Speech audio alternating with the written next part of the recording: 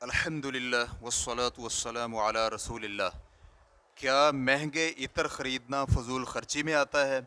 सवाल किया गया है, क्या मैं महंगे इतर ख़रीदूँ तो ये फ़जूल ख़र्ची में आएगा? अलजवाब बिऔनिल्लाहि सुब्हानहु व तआला। खुशबू और इतर दुनिया की मता और ज़ीनत से ताल्लुक़ रखते हैं, बल्कि रसूलुल्लाह सल्लल्लाहु अलैहि व आलिहि वसल्लम ने वाज़ेह किया है कि दुनिया में से उन्हें खुशबू महबूब है। जैसे कि अनस इब्न मालिक रज़ी अल्लाहु अन्हु मरफ़ूअन बयान करते हैं कि तुम्हारी दुनियावी चीज़ों में से मुझे बीवी और खुशबू महबूब है और मेरी आँखों की ठंडक नमाज में बना दी गई है।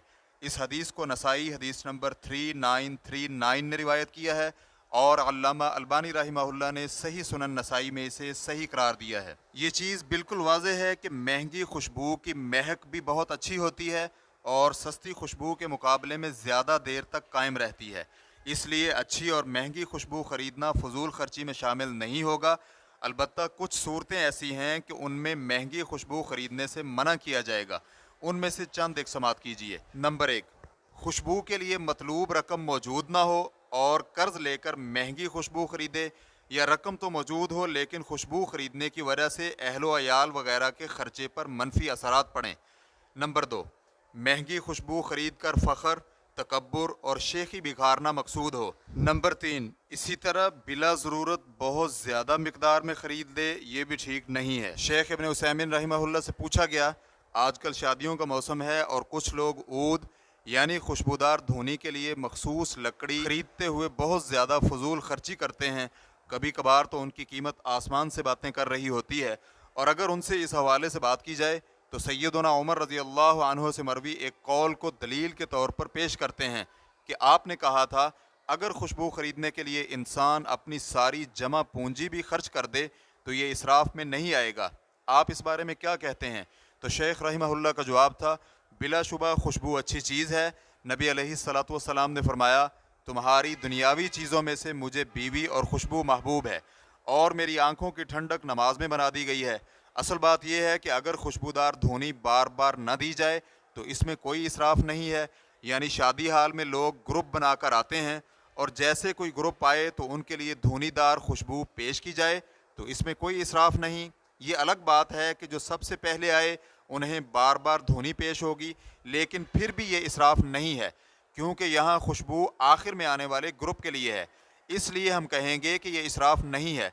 ताहम अगर कोई शख्स बिला ज़रूरत इतना खुशबूदार धुआं करता है कि शादी की सारी तकरीब में जारी रहे तो ये इसराफ में आएगा। रेफरेंस के लिए देखिए अल-लिक़ाउ-उश-शहरी जिल्द नंबर 37 सवाल नंबर 16। आपसे ये भी पूछा गया कि कुछ अहले इल्म कहते हैं कि इसराफ हर फर्द के एतबार से अलग हो सकता है, इसी तरह खुशबू की ख़रीदारी का मामला भी है। इंसान खुशबू ख़रीदने के लिए जितना मर्ज़ी सरमाया लगा दे, ये इसराफ नहीं है। कहा जाता है कि नबी अलैहिस्सलातु वस्सलाम से भी इस बारे में कुछ मरवी है, तो आपने जवाब दिया, इबादत में इसराफ हर फर्द के एतबार से अलग नहीं हो सकता क्योंकि ये तो शरीयत ने मुतय्यन कर दिया है। जैसे कि नबी अलैहिस्सलातु वस्सलाम ने वज़ू करते हुए 1 बार, 2 बार और 3 बार भी अपने आज़ाद धोए हैं।